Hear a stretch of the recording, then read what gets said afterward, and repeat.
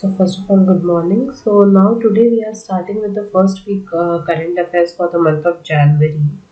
So there are a lot of events which took place recently, which takes place every now and then. The only best way to learn current affairs for your examination is to follow them as and when it is happening. Because the moment you lose it, you miss it, you are not going to able to catch up very quickly. Okay, so you have to follow the news every now and then so that to be there in line with the news that is happening as of now. Okay, so today we'll be seeing all the major events that has happened either nationally, internationally. We will see about various appointments, news from sports, various technologies, and definitely we will do in-depth discussion of the Venezuela also. Okay, so what has happened in Venezuela and what is the change in the world order, which all is important from your exam perspective. We just here don't look about what is there in the news, but we also study in detail with regards to how each and everything can be asked in your examination. Okay, it's not just about knowing the news, but what are the minute details that are required to study in your for your examination. So in the we will have to find the truth in this age of misinformation, because your exam is just focusing on clear cut facts and truth. Is it does not ask you anything that is random that are going in news. They want clear fact, and that is when we need to intervene and study news and current affairs properly as per our exam orientation week by week. So starting with the first week of January 2026. Okay, before we move to the first news, we have the table of contents where, as I've already told you, we'll have national, international. The first, every now and then you'll find somebody becoming some kind of first thing in news. Those things are definitely very, very important from your exam perspective. Okay, because anything that happens for the first time automatically gets a lot of attention, and that becomes important for your examination. Then we will see about technology, and then in-depth case analysis of definitely that is Venezuela. Now moving forward, first that we have, which country is known as the land of silver? Now we know this kind of question can be asked in your examination. Now we know there is a lot of hype with regards to the metal like gold and silver. So there is recently on January 1 2000, from January 1 2026, China being one of the largest producer and the exporter, and are doing all the activities with regards to refinement and of silver, has right now stopped the export of silver, which has disturbed the market of silver to a very great extent. So at the same time, we should know certain basic facts with regards to the silver. So Argentina, a country which is also famous for football, is the country known as the land of the silver in the world for its natural beauty, rich culture, and fascinating history. The name that came as how it been started calling as the land of silver is because Argentina word comes from a Latin word which means argentum, which means silver, and the story begins with Rio de la Plata, which means the river of silver. So it was been assumed this on the bank of this river there are bank of that river there was lot of silver, and that is how Argentina started to be called as the land of silver. Now, Argentina, though it is called as the land of the silver, it is not one of the largest, producer of the silver alone. It was believed that the silver was been transferred, but the world's leading country that is producing silver is Mexico, followed by China, and then Peru. These are very important facts and the countries that we should know.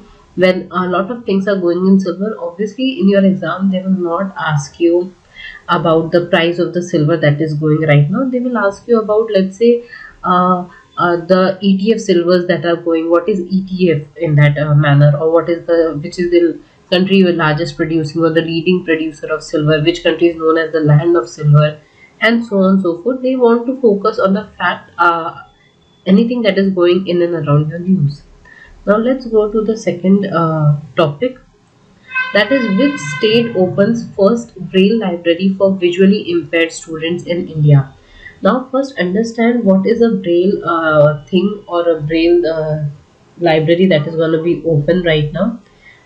When we talk about Braille, if you see this image here carefully, okay, you can see certain dots. Okay, so people who are who cannot see properly, and they cannot read and write, so they this is a language called as a braille language that has been developed, and this was developed by Louise Braille. Okay, because she had the problem, she was blind and she could not see properly, she had other, so she eventually developed a language called as Braille language. So every alphabet, if you can see, are been denoted with certain dots in a certain pattern, and that is how they touch, feel, and understand what is written or what language it is. Okay, what words are there, and they try to understand all of those things. So that is called a Braille language, and it has definitely played a significant role for all the uh, differently abled people to live their life and to continue doing their work with whatever they want to do, learn this language and still sustain in our life. Okay, sustain in their lives.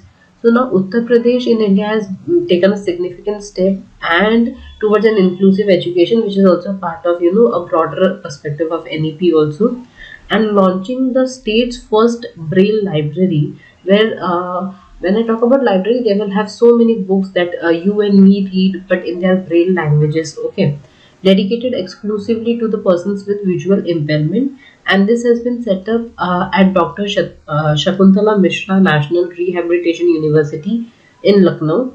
Every year, Braille Day, World Braille Day, is celebrated on January 4. It is an international day, okay, which marks the birth anniversary of Louis Braille, who was a French educator and who invented the Braille system eventually.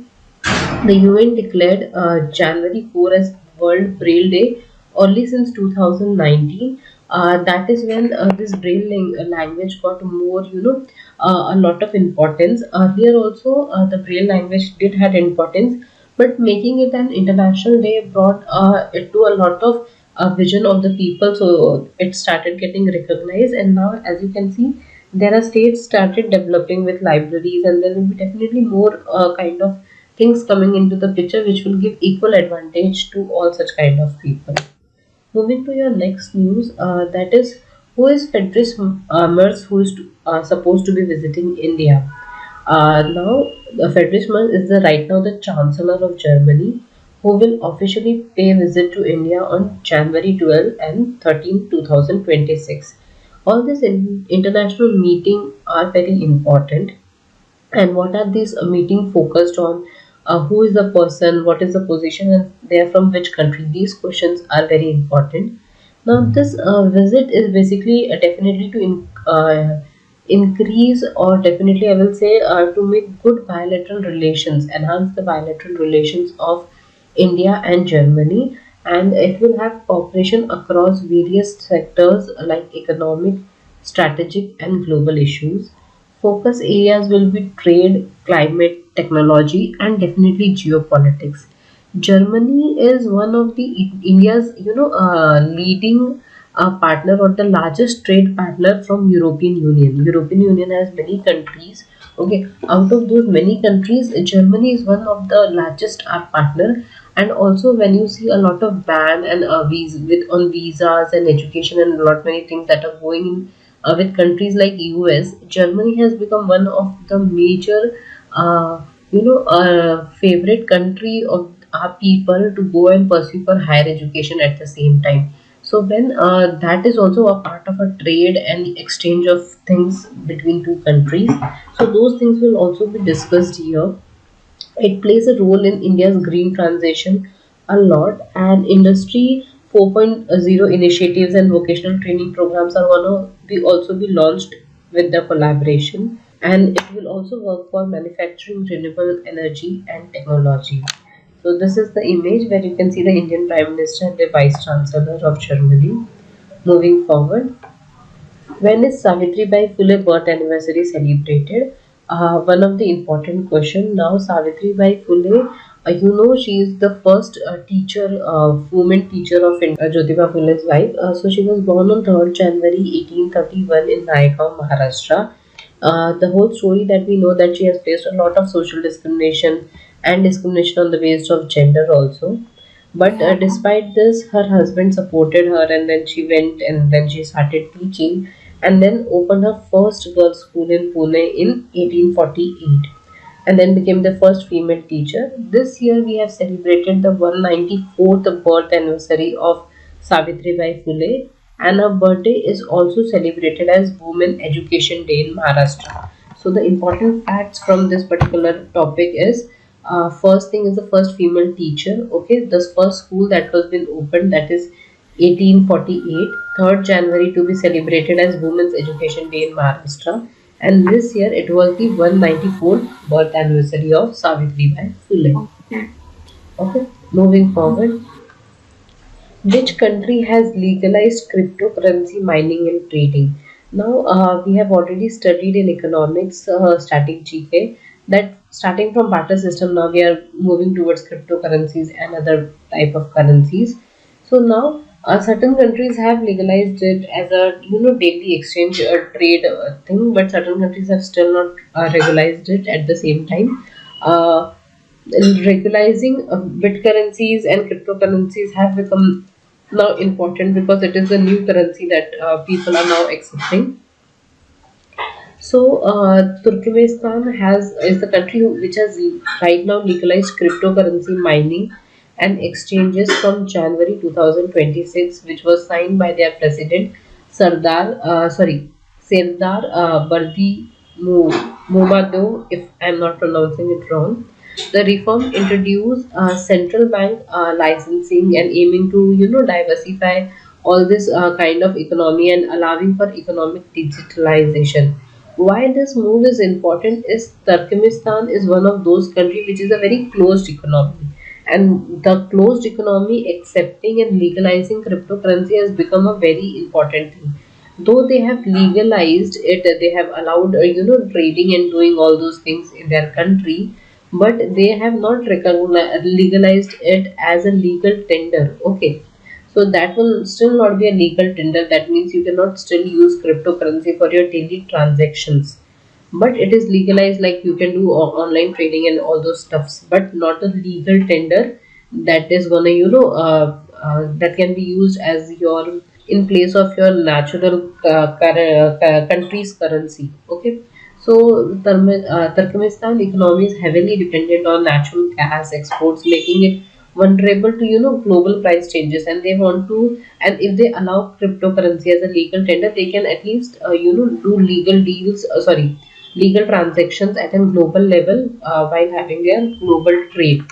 It holds the world's fourth largest natural gas reserves and relies heavily on exports and especially to the China. So by legalizing cryptocurrency activities, the government aims to diversify all the economic avenues and attract as far as technological investment from the foreign countries as possible.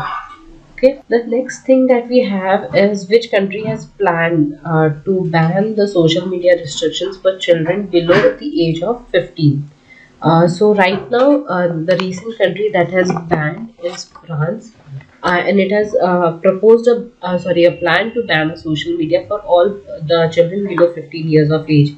France is not the first country to do it. Recently, in the month of December, Australia has already banned it for children below 16 years of age, and likewise, Malaysia has also implemented ban for children below 16 years of age for using social media. The reason that is cited is that a lot of cyberbullying and teasing and all those things that are happening, mental harassments that students face, especially children's face. That is one of the reason to ban the use of social media for children, unless parental control has been given.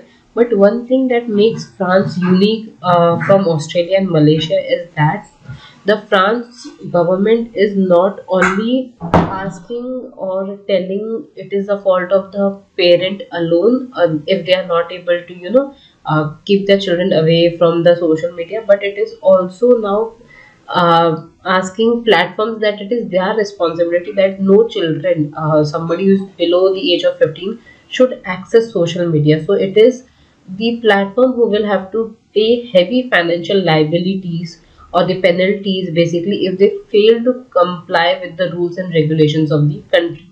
And this is all because of the online harms and the failure of tech companies for self regulation. So the platforms will have to pay heavy penalties if they fail to comply with all such financial penalties. The French government has cited that the concerns over children mental health, exposure to harmful content, cyberbullying, privacy risk, and addictive online behavior are the reasons for the same. Next, who has become the Odisha's first chief secretary from January 1? So it is a senior officer Anu Garg who has become the Odisha's first woman chief secretary. She is gonna take charge, like she has already taken charge from 1st January 2026. A 1991 batch IS officer, and she has more than 3 decades of experience in Odisha itself, doing a lot of services on the ground level in Odisha. And since the independence, like let's say after 75 years almost, she is the first woman to become the chief secretary for Odisha's government. Next is, which country adopts the euro and becomes the 21st member of Eurozone? Before understanding that, understand what is a Eurozone. Eurozone is a group of all EU countries, that is European Union, which uses euro as their official currency. So now recently, Bulgaria has adopted and replaced its national currency, and the national currency of their country was LEV. Okay, it is written as LEV. Now they have replaced their national currency with euro.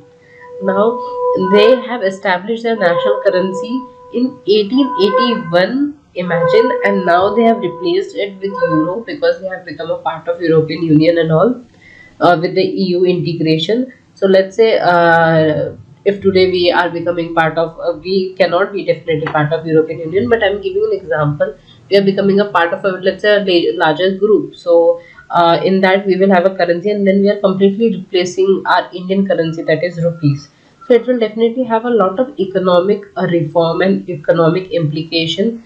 We have already seen examples like demonetization in 2020, sorry, 16, where we have seen just replacing one currency was such a big step. Okay, and then this is to replacing the whole of those currencies, which will have a lot of implications. They have been given this whole 1 month for doing the process. From Feb 1, the original currency that was there, the lev of Bulgaria, will not be accepted, and it will be only the eurozone currency that will be accepted.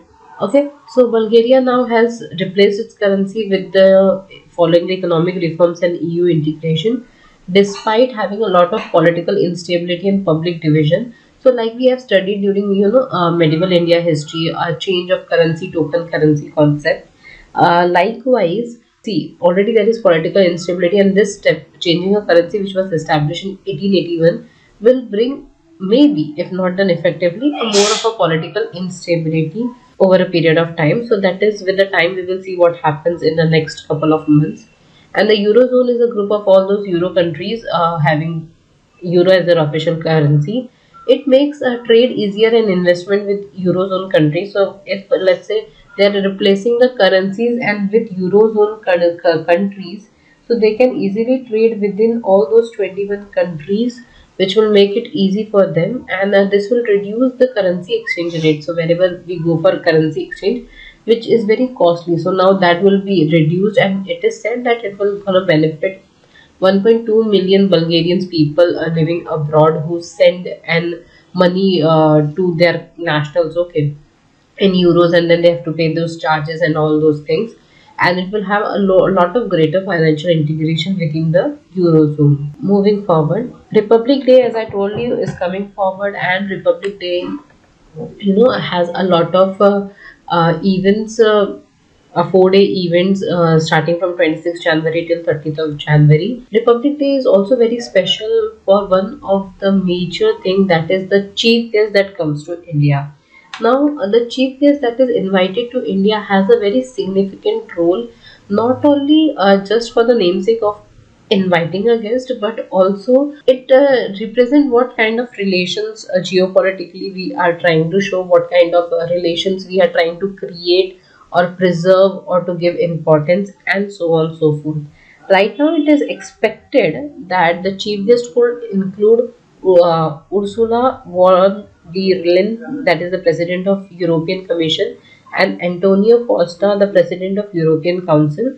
and this coincides with their visit that is planned on 27 January.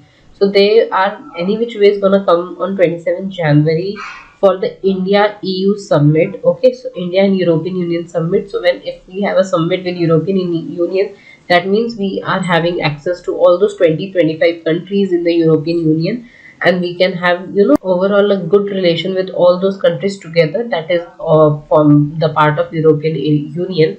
So it is expected that these people will be the guest as per the news sources. Although right now no official confirmation has been issued yet, but that will come very soon. Let's say in the time of next 10-15, within the next 10 days. Okay.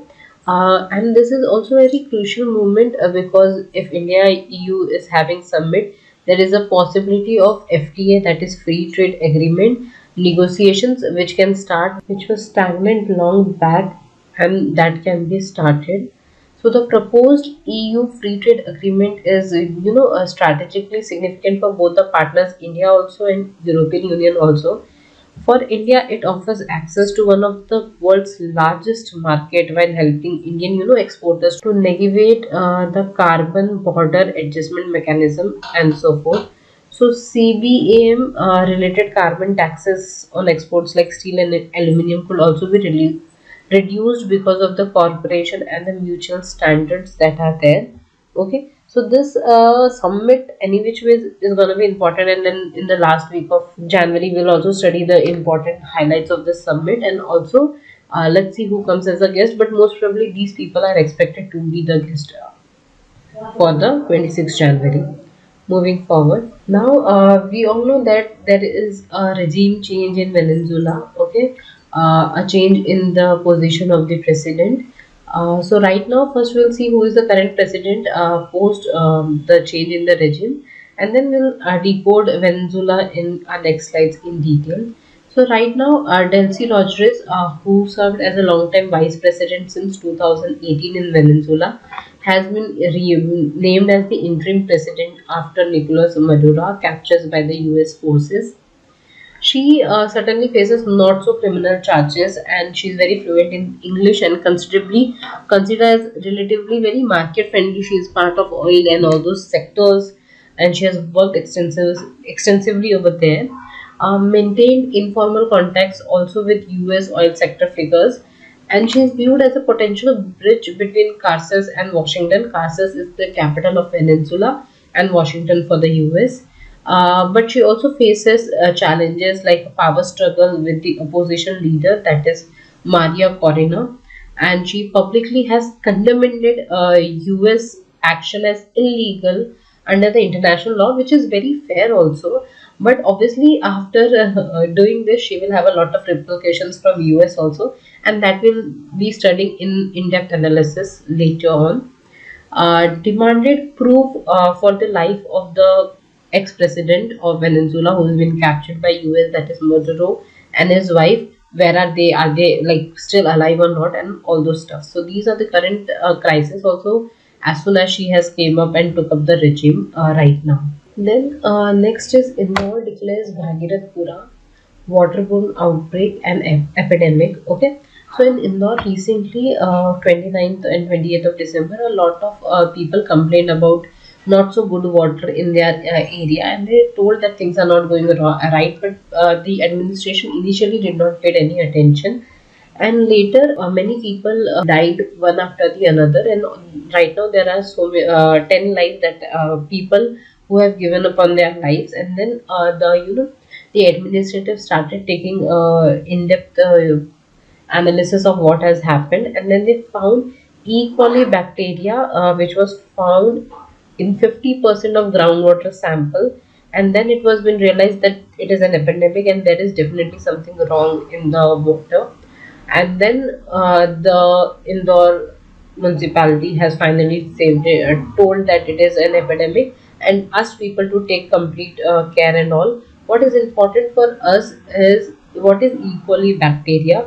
Now it is a common type of bacteria which is harmlessly there in the guts of human and animals, which aids digestions also. But some strain produce toxins sometimes when it is huge in numbers, causing severe illness like bloody diarrhea, UTIs, or even kidney failures at times. That is one of the reasons that people died in Indore. Okay, which often is spread through contaminated water or food also, and that is how a small particular bacteria has turned out to be an epidemic in Indore right now.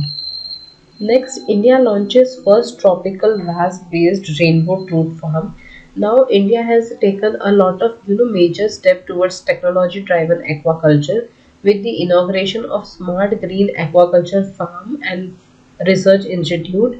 Now, this facility is basically making a significant shift in low and high value fish species that can be cultivated, breaking long held climatic limitations in India agriculture and not able to cultivate certain kind of ships. So the smart green aquaculture farm and uh, sorry, not able to cultivate certain kind of fishes.